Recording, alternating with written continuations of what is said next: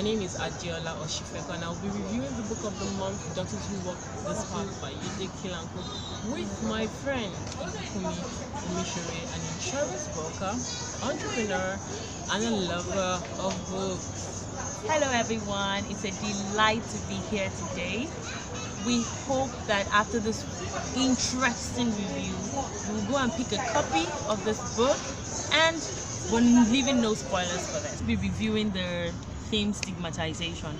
The book took us through how Moriah was introduced to her sister, who had a different color or different skin color, sort of a defect, like albinism. And it took her mother's love, Mommy Bisoye, to show her that her sister was no different from who she is. And we could see that Moriah contributed greatly to Eniayo's confidence, Eniayo's persona as a person. You know, she was very confident, she was happy. You could see that there was so much love, and everybody, you know, loved Eniayo more than they should have. And that gave her that confidence in herself. And she was able to see that she was no different But I also from think that from Moriah. I also think that Eniayo was comfortable in her skin. Apart from the fact that she got support from her family members, Eniayo rose above the touts of her peers. I agree with you, but she had the love from the home. Imagine she didn't have a loving father who would sit her down and tell her stories. Let's assume she was locked up in a room. Do you think she would be able to exhibit such confidence outside? I think so, because you can always, improve on yourself. You can always come to terms with who you are. And I think that she also came to terms with who she was. And I think it's partly her parents, the love in her family had a huge role, in making her comfortable about herself. Yeah. But Eniayo herself, at some point had to grow above every dart that was thrown at her. Yes, but you would also read that her sister was always there to support her. Now let's take the case of Moriah. After she was raped, after she came out and said, Brusty has been coming to my room, everybody went quiet on her. Her mom didn't want to talk about the issue. Her dad didn't even talk about it at all. And it took her mother more than 10 years to finally talk to Moriah about, her life. And if you even if you read through, you would also see that the mother never discussed how it happened, what happened, and the mother even didn't blame herself for letting something like that happen right under her nose. So Moriah didn't get the love she deserved at that time. She didn't get the, support for someone to tell her that it wasn't her fault, for her not to blame herself. And that could be seen in the fact that she went to school and started living a scandalous life, because nobody sat her down to discuss how it happened and how to avoid it in case it happens next time. And so because she didn't have someone to talk to, she went on a sexual rendezvous. Right. What do you think? We also see that Morenike was also very supportive. Yes. Morenike initially, when she was young and started having feelings for But Morenike Kachi, is her extended family. Yes, Morenike is her auntie. Sometimes love and support might not even come from our fellow But family members. In the real sense of it, it should start from your nuclear family. But what if Once you don't you even have- experience it? And that's how they tend to turn out. You tend to want to, okay, I don't have anyone to talk to. The person I'm talking to, she's just my auntie. She probably doesn't feel how I feel. Yes, I really appreciate the fact that Auntie Morenike was there for her. And Auntie Morenike was able to be, to support Moriah because she got the love from her mother. Her mother supported her. She had her grandmother, Mama Umu, to support her. That was why she was able to help Moriah to a certain extent. But I also believe that both of them went through isolation. Absolutely. I Morenike agree was with you. isolated till she gave birth to Damilari. I agree with you. At the same time, Moriah too was isolated. Nobody could connect with her pain. Yes, but Morayo was isolated for too long. It was until Tomi's wedding before her mother could actually hug her and tell her, rock her like a baby again. She didn't have that. She needed that. She needed that so much. And I see that's why Auntie Morenike was able to achieve all that she wanted to achieve, because she had a mother telling her, you were strong, it wasn't your fault, you didn't make anyone do anything. And her mother went to confront Chief Komalafe that you did this to my daughter. You know? So Morenike had that support. She had that mother's love that my daughter did not force this on herself. My daughter was good at school, and when she was ready to go back to school, her mother supported, go back to school. And also the father came around, you know. When he held his grandson, he came around, and then he gave Auntie Morenike all the support she needed. And so what I'm trying to say is, Morayo Ishi probably had the support that Auntie Morenike had. She probably wouldn't have turned out badly in school, although we could see that she retraced her step after she hurt Ladi, and that was a turning point for her. But it didn't have to get to that stage before she could, come around. Absolutely, we cannot determine how we cannot control circumstances that life throws at us, but we can respond to it. And I would still say that Morenike, in as much as she was a part of Morayo's nuclear family, took the responsibility to nurture Morayo, to help her accept who she was, and also forge a path for herself. Yes, it took a while for Morayo to come to terms with the trauma and the effect it had on her as a person. Sure. But were it not for Morenike, fine, her mother was not there for her. Fine, her father never spoke about the issue. Fine, Enyayo came in later, to review the issue with her. But the thing is that we can always get support from people outside our family. Yeah, and that is why I think the issue of stigmatization is something that we should address as individuals. We do not really have to be related or indirectly related to a person to be able to connect and help them through that season of their life, through that pain, through that seclusion, stigmatization thrust on them. But we can always be that pillar of support, always be that go-to voice when they need comfort, when they need a listening voice. And that was the part Morenike played. Yes, Morayo learned the hard way when she lost Ladi, because she infringed on his belief, on his value system. And letting him go also let her go off her wayward life and her erroneous belief on how relationships should thrive. I agree with you. However, I think stigmatization, once it starts from the home, it's hard for you to open up to other people. I want you to also consider the fact that Africans do not confront real issues. Take, for instance, when Iyagba came to visit Morayo, rather Enyayo. She had a suspicious belief, which we all know was not what makes a person an albino. But her mother didn't even confront it. Rather, she flowed with the conversation. And when Iyagba had left, she had to address Morayo separately, and help her, with the right perspective. But that shouldn't be so. And Africans rather thrive on suspicion than empirical facts. We always do not want to confront situations, especially when we have a uniform belief about a particular perspective. And we also see that also played out in her parents' silence. The culture of silence that played out in their home over their daughter being raped by her cousin. You see that her father never even spoke about it because he could not confront it. Rather, he avoided the issues and life just went on.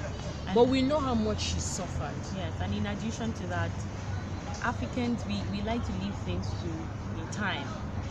They expected that she would outgrow it, like something had happened, and we're not confronting the main issues. We're not seeking medical assistance, because psychological assistance.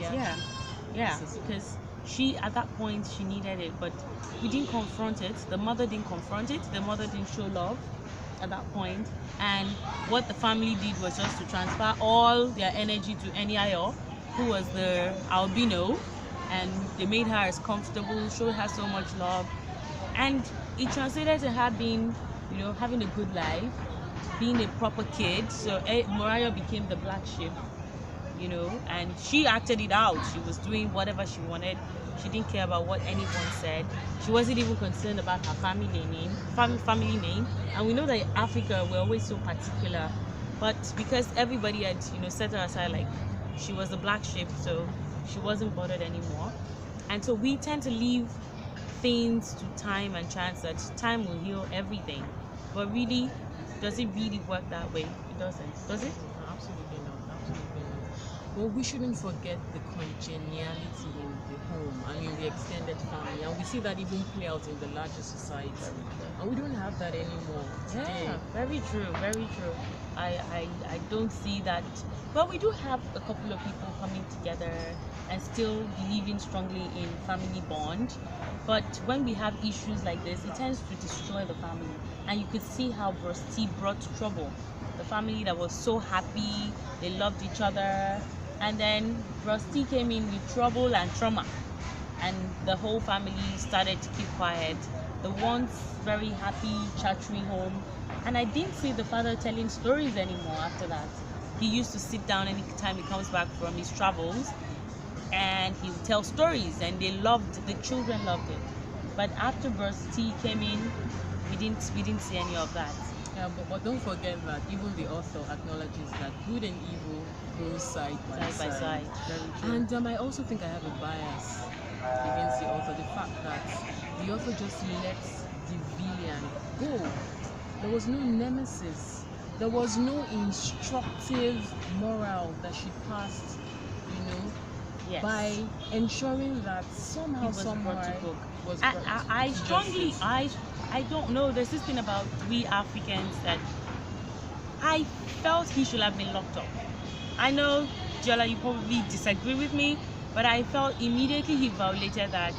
If it was my child, I would get him locked up. I don't care if it's my nephew, I will get him locked up, because guess what? We let him go. How many other girls suffer the same fate as Morayo did? Because we could see that it didn't start with Morayo, it started with Auntie Ajani. And so after that, how many other girls did he do that to? And that's why I still insist that I have a bias against the author, because he settled down with a half caste. For that matter, he had a good stable life, family, and he had a good job. But I would say that I think he probably forgave himself, and probably he repented, and he asked for God to forgive him or something. Probably that's why God was so generous to him, and then gave him a good life, a good job, had beautiful kids. And so, but I felt pained that he wasn't punished in the book. He should have been punished seriously. But I also think that we should also address the issue of incest. Now, the legal system, most of the time, or should I say that families will be very reluctant to prosecute their fellow relatives.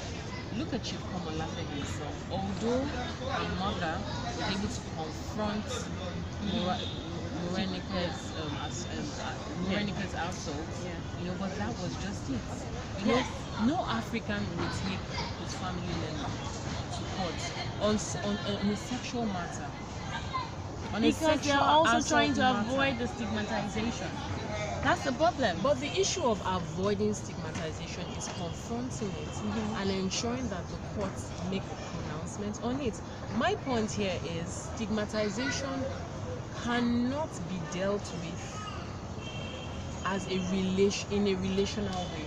It can only be dealt with when we confront it. When we confront it by putting it before the rights machinery, the right platform. I completely agree with you. And this, I'm not talking agree with about you. I felt advocacy. I was at a time while reading the book, I got so angry that I had to leave it. Like I needed to cool down because how could someone do that and get away with all of that? I felt so mad that even Auntie Bisoye, that's Mariah's mom, and Auntie Tokwe, what was that for?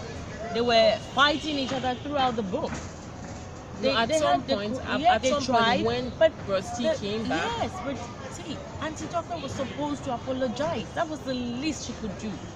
Apologize to the parents. And then Auntie Bisoye was, someone assaulted my daughter, and I'm gonna let him walk away, and also try to be friends with the mother. Fine, she's my sister, but why would she do that? At least an apology would, start it off. I also think that Bisoye had her faults from the beginning. Yes, I think she was too comfortable with being married she was to her not husband. She was not only just too comfortable about being married, but she was being so comfortable with someone who was already showing red flags. I agree. She wasn't a sensitive mother. I would like to say that. She wasn't sensitive. I think and she wasn't sensitive, and she didn't take action. After the first time that he went to watch Auntie Aduni while bathing, she should have known that I have girl children too, and if he does this to his an relative, older person, why won't he do to I think a younger child that can't talk? Misdemeanor even started from when he stole. He shouldn't even have been allowed back. But stealing is still. I know stealing is bad, but it doesn't. The red flag itself was watching someone, going to sneak peek to someone's, personal privacy. It's wrong. That was a red flag for me. As a sensitive mother, immediately I would take him out of my house. And as a sensitive mother in quotes, Aduni had to leave the house for both see. Yes. Allowing Izzy to thrive, irrespective of the fact that she knew that her nephew had a very, very terrible attitude. Yeah, but Aduni also didn't leave. She went to the boys' quarters or something. Yeah, but she in the night she just moves there and locks herself but up. at some point Aduni had to leave. Yeah. Yes, she did leave. Yes, she did leave. And that's where I think that Bisoye rather did not put things in perspective. She had the duty to put her foot down and ensure that he never makes his way back into the home. But I could also understand that she also had the prerogative, if really she wanted to pursue justice, she would have pursued justice, just like Morenike's mother informally pursued justice for her daughter. Absolutely, and that's why I felt she was quite insensitive to what happened to Morayo. And the least you could do was to hug, even if you're not going to confront it. It has happened, he's your nephew, and you're trying to be biased about it. Your own child. Hold her, tell her that there was nothing wrong with what happened, and it wasn't her fault.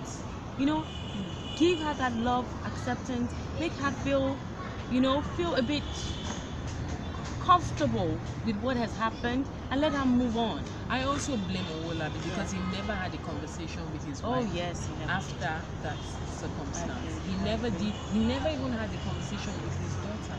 Yeah, but and that is why I think that Morayo herself, she would have thrown cautions to the wind when she got to university, because anyway, a part of her had already started existing, although it was existing in secrecy, but it was already in existence. To also be advocates, whether or not these issues directly affect us. I agree with you. But what are the actions one can take? Because this thing happens. These things happen in our homes every day. If it's not rightly in your home, a neighbor is molesting your kid and you don't know. Or somebody in school is molesting. Someone in school. Very true. What actions, what do you put in place to ensure that you know about these things and you nip them in the bud as soon as it starts to happen? I think it's the victim support system that pursues remedies. We don't just leave it and hope that everything will be resolved with time or by some stroke of faith. You know, the victim support system should confront the issues. You know, and then let's not forget Tiaminu's political Oh foray. my, yes. And I okay, let's even touch on Auntie Morenike. What happened to her? I knew she was heartbroken once, but I felt she should have moved on with her life. And that's why I still think that when these cases happen, it's a psychological issue. We need to deal with it medically also. It's not just about, yes, love, support system, it's all good. And we could see it in Auntie Morenike's life. She was able to continue her education, but she didn't really move on. I feel she didn't really move on because, yes, she tried to get married once, and because she was rejected by the boy's mother, she felt she was going to give up on love. And that happened when Tiamiyu asked her to marry him, and she said no. He left. Even Moria was like, Auntie Morenike, what's happening? She's like, no, she doesn't want. She loves her books. How can you love your books more than moving on to having a life for yourself? Well, having a life for yourself and moving on past a traumatic experience doesn't necessarily mean that you should get married, especially in the context of relationship. Moving on, you can actually find a volition and give yourself to it. And we see that Morenike pursued her aspirations. Morenike also pursued her interests. Morenike also helped her troubled cousins to be balanced, to regain balance. So moving on is relative. Well, it is relative, but you could also see that she punished herself a lot. She was always locked up in the room, and even when she was ill, I would expect someone that is a scholar to know that when you are ill, you go to the hospital. But I don't see her punishing herself. I see it as the Africans' panacea when their health is an issue. They rather would resort to self-medication. It had nothing to do with her background. She knew something serious was happening. Yes, but she was trying to treat it herself like a normal black person would. Yeah, but you could also see that there were times when Moria wanted to go visit her, and she would say, no, don't come. While she was at the hospital, don't come, take care of yourself. I don't think she forgave herself. That's how I feel. Well, I think she forgave herself, and that's why she was able to reach out to someone who had the same similar issues as she was going through. Yes, but I think that the result of her, having to forgive herself was well saying that she didn't move on to get married and get happy, Instead, she died later. Of which I think, Otto, you didn't. Why did you kill Auntie Morenike so fast, so early? I didn't like that. I think so. I didn't like that. I wish it happened to Prosty. I think we should call it a wrap. Yeah. And we just leave the audience to do justice and find an opinion themselves. Yes, please grab up Daughters Who Walk This Path. It's a very interesting book, very educating, very enlightening, and I think it just showed us how we Africans or Nigerians or Yoruba people, please try to talk about issues, try to confront issues. Don't let's leave everything to time and chance. Not everything is healed through time. Thank you. When we review Smart Money Girls by by Arese.